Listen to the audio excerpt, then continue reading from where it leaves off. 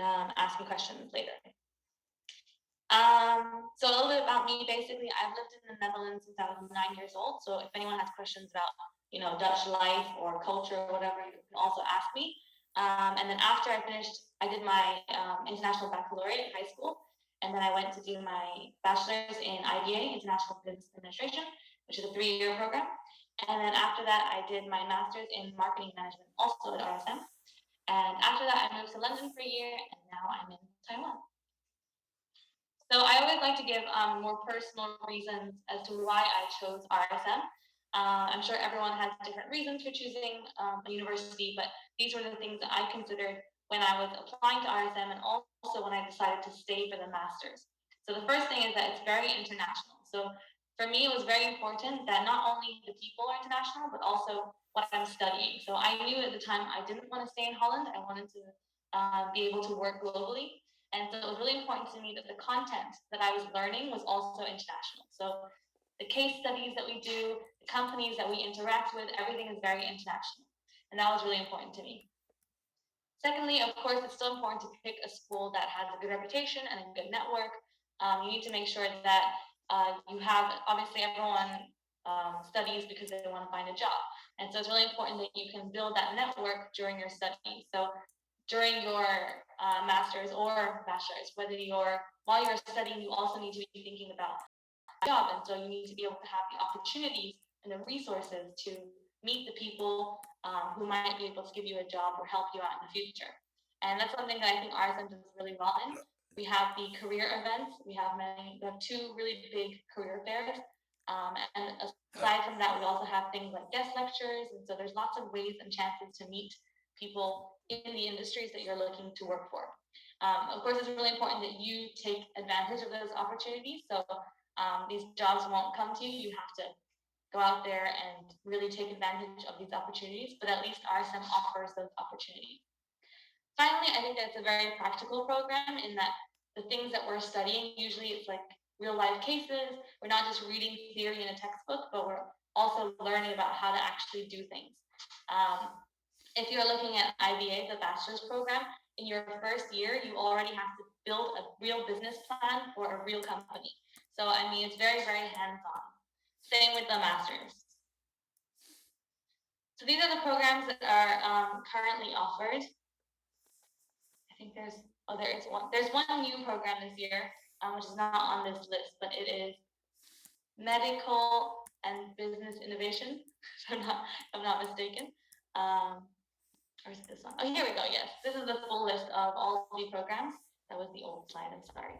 And this is the full list of programs. If you have a business background, you should be able to apply for almost all of these. If you don't have a business background, it's important to look later at the credits that you have to see if you're eligible for the right program. Or if you have no business credits in your background, you might want to look at Master in Management, which is the general program for students without a business background. If you want to find more information, obviously the website is a great place to look. Also, there's a really good resource that I always like to recommend, which is Talk to a Current Student. And this is where you can talk to students who are currently at RSM studying that course.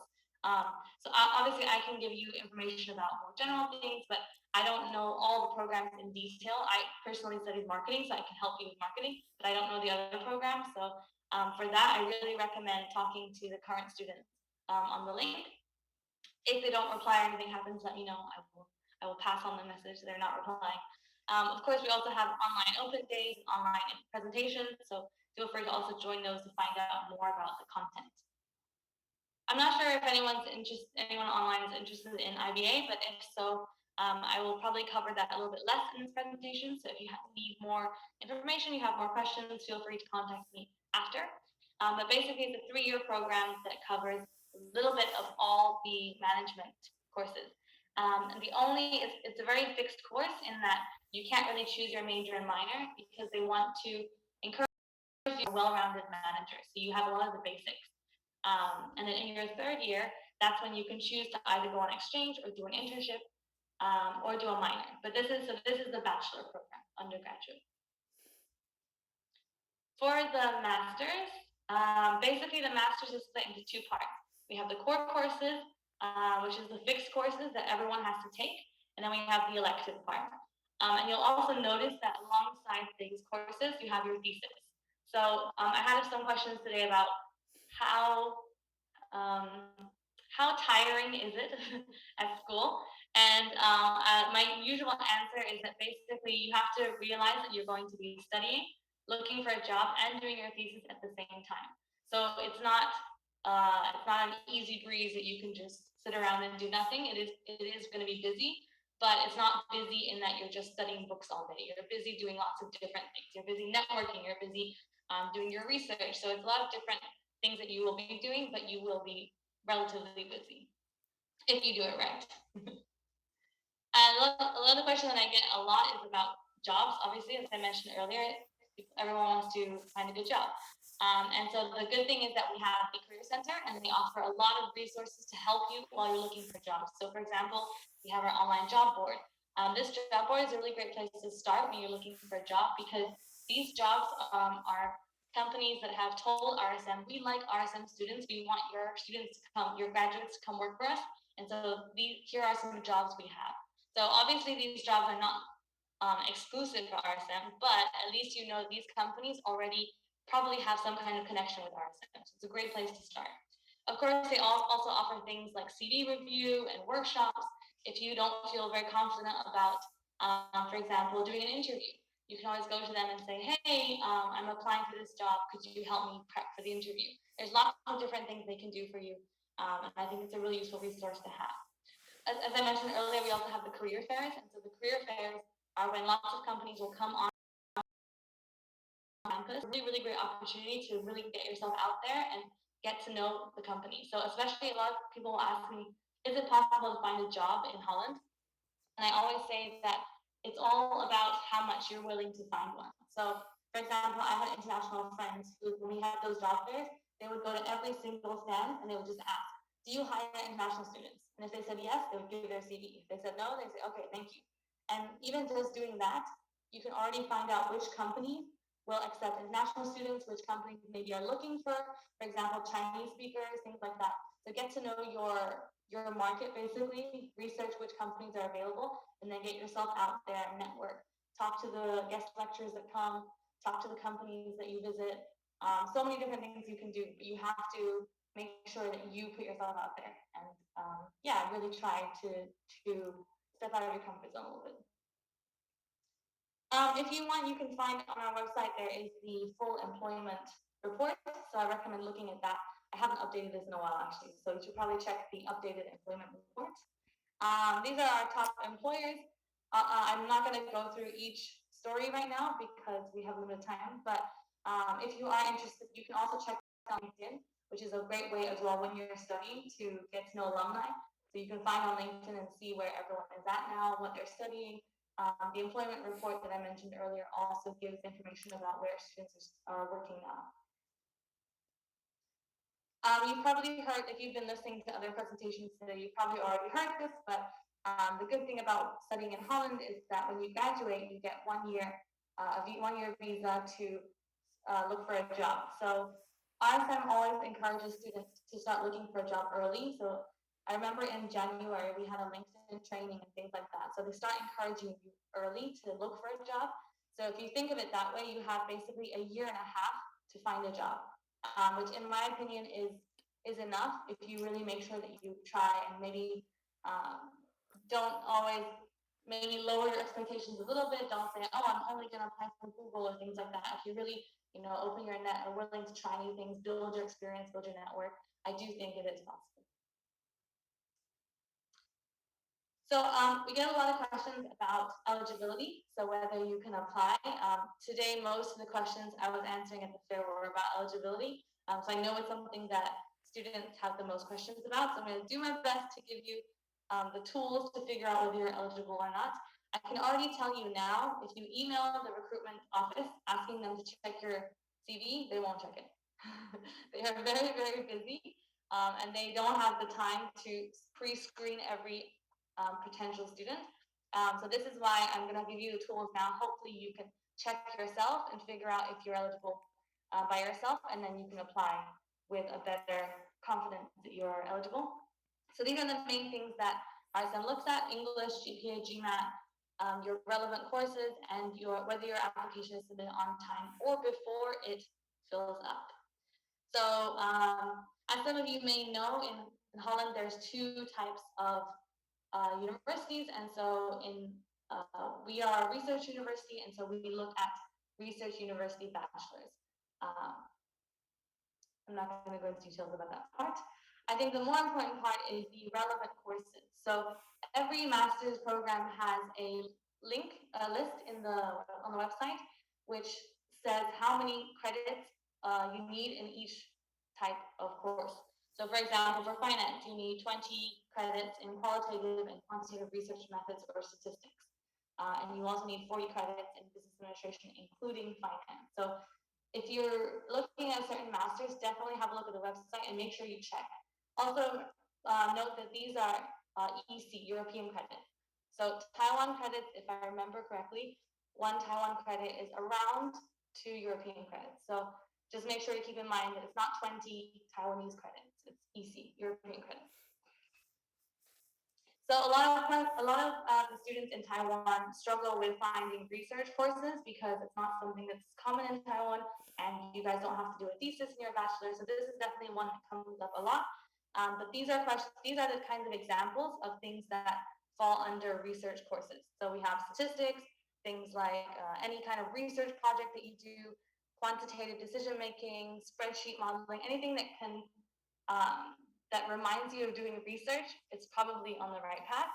If you find that something is, you think it's research, but it's not in the name, you can also provide RSM with a university written course description. And if the course description says, oh, we did a research project, that can also help. So any extra information you can give RSM to help them see, oh yes, this person did research, will always be good. Here's an example of a student that or an example of a CD that they might see, and they would look at, okay, which things count.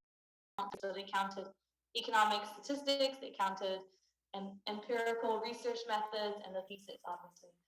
These are credits that would fall under research. The other example is to look at the credits that you need for that specific program. So if you want to do marketing, you do need to have some marketing courses. If you want to do supply chain, you need at least 6 credits of supply chain. So these are also things that you need to look at. And what you can do is basically what this example shows. Ask your university for an English list of your courses and just highlight all the things that you think match the description, and then just add them up and see whether you fulfill the requirements or not. Because this is literally what the recruitment office the admissions office are going to do. They will look at your course, they will look at the ones that fulfill the requirements and count them. So basically try and put yourself in their shoes, think about what looks like the right course, and from there you can kind of calculate yourself whether you have enough credits or not. Hopefully that gives you guys enough information to figure out whether you have the right courses or not. So for example, this person, in this example, this person has enough finance and business courses, but they don't have enough research courses. And in this case, basically, they would recommend that the person complete the pre-master. So because RSM noticed that there are many really good students who just happen to be lacking research credit, and unfortunately, if you're already graduated, you can't try and get more research credit. So they created this online pre-master for students specifically who need the research credits. And if you apply for any of the masters and they realize that you are in this situation, you don't have the research credit, they will automatically tell you, you need to do the pre-master, would you like to do the pre-master?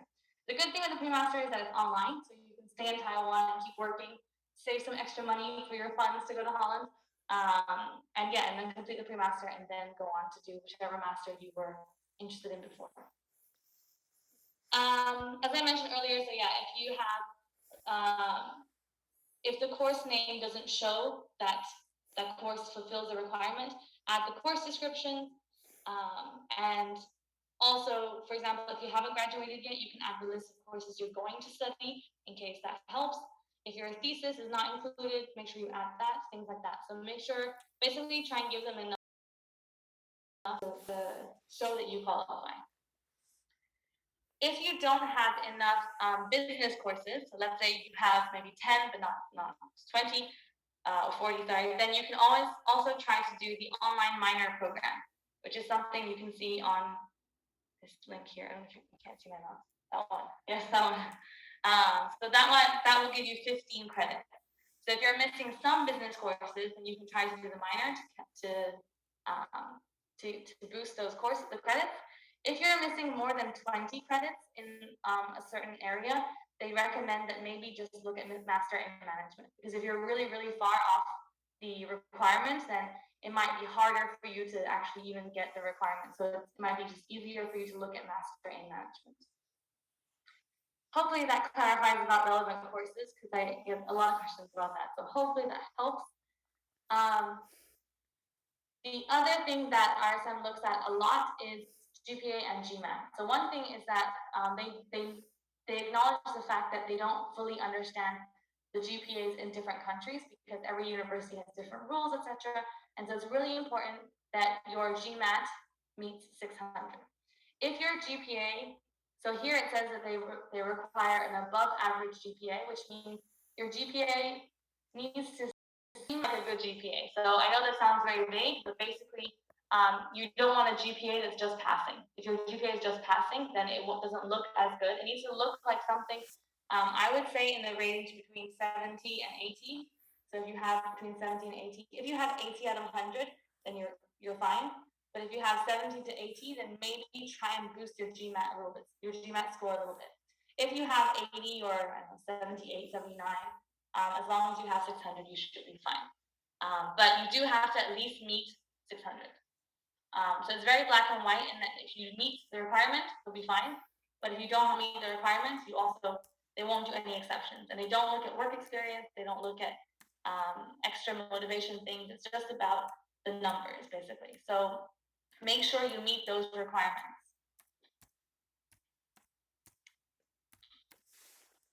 English, so again, same thing. Just make sure you meet the English requirements. If you don't, do the test again. Study hard, do it again. Because yeah, otherwise it's just a waste if you apply and you don't meet the minimum requirements. So make sure you meet the minimum requirements when you apply, which are these numbers, by the way. Yes. So if you have gone through everything and you say, yes, I meet all the requirements and I'm ready to apply, basically applications always open on October 1st. So for example, if you're looking to join 2022 next year, September, then right now you can already apply. And I recommend applying as soon as possible because some of the programs do have a maximum capacity. So other than international management STEM, so the only exception, all the other ones are rolling admission, in that when you apply, the admissions office will only look at your application and evaluate your application. They're not going to compare you to other students. And so because of that, they can respond to your application within about 2 months, 8 weeks, 6 to 8 weeks. But if the program is full, so some of these programs that are more popular, they have a cap. And so if it is full, it doesn't matter whether you meet the requirements or not. There are no more spots. They won't accept you. So I do recommend anyone who's interested in applying to the capped programs, definitely apply early. If you're looking to apply for 2023, then that's great. You have lots of time. So right now, focus on your GMAT, get your scores in, and then when it opens 1st of October, you can apply. So yeah, the earlier the better, always. Some basic tips. I will go through them very quickly because I realize time flies. Okay. Make sure you look at the website to check everything like I mentioned before. Make sure you evaluate your own profile. Make sure you meet the requirements. Try to make sure your documents are PDFs and the right way up. Anything that you can do to help the admissions office make their life a little bit easier. You can see that they got over 7,000 applications last year. And yeah, they have to do all of these applications by themselves. And so it's one by one. And so it does take some time. So please be patient with them. They are doing the best that they can, especially close to the deadline. They're really, really busy. So that's why it's really good if you can check the website yourself before you email them questions and before you apply. So once you have applied, within 2 weeks, they will do the pre-screening in that they will let you know, okay, we got your documents, nothing's missing, everything's fine. At this point, if maybe they can't open a document or something's missing, they will let you know, so you can always change that. Once they're sure that they have everything, they will take about 4 to 8 weeks to evaluate your application, and then they will send you the results within 4 to 8 weeks. Again, exception for international management SEMs. If anyone is interested in SEMs, maybe let me know separately, because it's a very different program, has many different requirements and different application process. So when you get your result, you will always get a one of these three options. So either eligibility statement. So if you apply but you're missing something, then they can give you an eligibility statement which tells you everything you've provided so far. It makes you eligible for the program. But keep in mind, this is not an offer. And so if you have an eligibility statement and the program fills up, you don't have a space. So that's why it's really important to make sure you try to get all your documents as early as possible, because if it does fill up, even if you have eligibility statement, it's not an offer. So you need to have all your documents submitted and evaluated before you can have an offer of admission. Finally, if you get a denial, there will always be a reason included. And the reason cannot be because of work experience or CV or anything like that. The reason is always about numbers. So it's always, or credits. So it'll always be, for example, not enough research credits, or not enough GMAT score. So they'll always give you a reason. They'll never not give you a reason. Practical thing, I think a lot of this is on the website, so I'm not going to go through it. The most important thing that people ask me about scholarships, there are not that many scholarships, I do have to say. I do encourage students to try and apply for them, because you never know, you might get one. Just don't depend on it. Don't say like, oh, I'm going to get a scholarship, I don't need to worry about money, because they are really hard. They're very competitive. You're also probably competing with a whole region, whole of Asia, for example. So it's really hard to get one, but definitely apply. It doesn't cost anything to apply for a scholarship. Since I'm running out of time, I'll go through this really quickly. These are the facilities that we have. This is the fun part of the presentation, but I don't have as much time, so I'll skip through. We do have a language center, so if anyone does want to learn Dutch, you can get cheaper courses there. We have a supermarket on campus, which I always get really excited about, but it's because I have to always explain that in Holland, we don't have 7-Elevens, we don't have Family Mart. Everything closes early compared to Taiwan. So having a supermarket on campus is a luxury. But yes, we also have food courts in the library. Rotterdam in general, I really like Rotterdam, but that's because I like the city. So some of you might know that many, many years ago, there was a big fire in Rotterdam, and so all the buildings burned down. And because of that, the government thought, well, everything's burned down anyway, let's make it new. And so lots of the buildings that you will see in Rotterdam are very modern looking. They're very, I always say, a little strange looking. There's some, if you're interested in architecture, everyone says Rotterdam is a good place to go because they have really unique architecture, which to me is just another way of saying funny looking buildings. But no, it is a really cool city, and it's really international. It's a business center. There are so many companies and so many headquarters there now. You don't need to know Dutch if you don't want to stay there long term. You'll survive perfectly fine with English. It's the biggest port in Europe, so like I said, there's lots of companies, especially logistic companies. That's why supply chain is one of our most popular programs. Tips for living in Rotterdam, I always recommend cooking because it saves you a lot of money. It's a lot cheaper to buy groceries and cook, and it's more fun to cook with friends. So I always recommend that. You can try lots of different cuisines, and there's a lot of nice places to walk around and enjoy in Rotterdam. The good thing about being at Rsm is that you will have a lot of school organized activities. So there'll be a lot of student societies that organize social events and things. So you don't have to, it's a lot easier to socialize and find safe and fun settings to enjoy your life, work hard and play hard. That's what we business students always say. So I think you will get a link from about contacting me, but in case you don't, this is my email. You're welcome to email me. I also offer one-on-one 10 to 15-minute calls. So if anyone really, really has a question that they cannot find on the website and they really need help with, you can contact me or use the QR code and fill in the form. Like I said, I also really recommend using the Talk to a Student, since that is a really great resource for finding out more.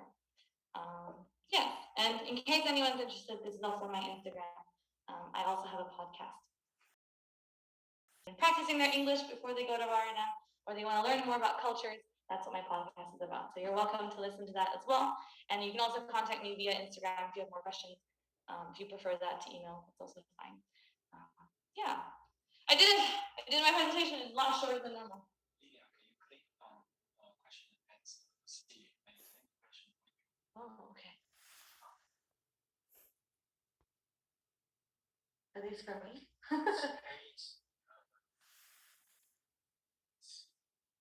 Unconditional offers. This is a question. This is also a question. Okay. Do we get we don't really do unconditional offers. So basically when you apply, you always get a conditional offer, but the condition is that you have to send your official documents to RSM. So once you get a conditional offer, the only thing they're missing is they need to see physically your diploma. So that's why they'll always give you a conditional offer. And only when they can see physically your diploma, then you get unconditional offer. What score? I'm not sure what in score is.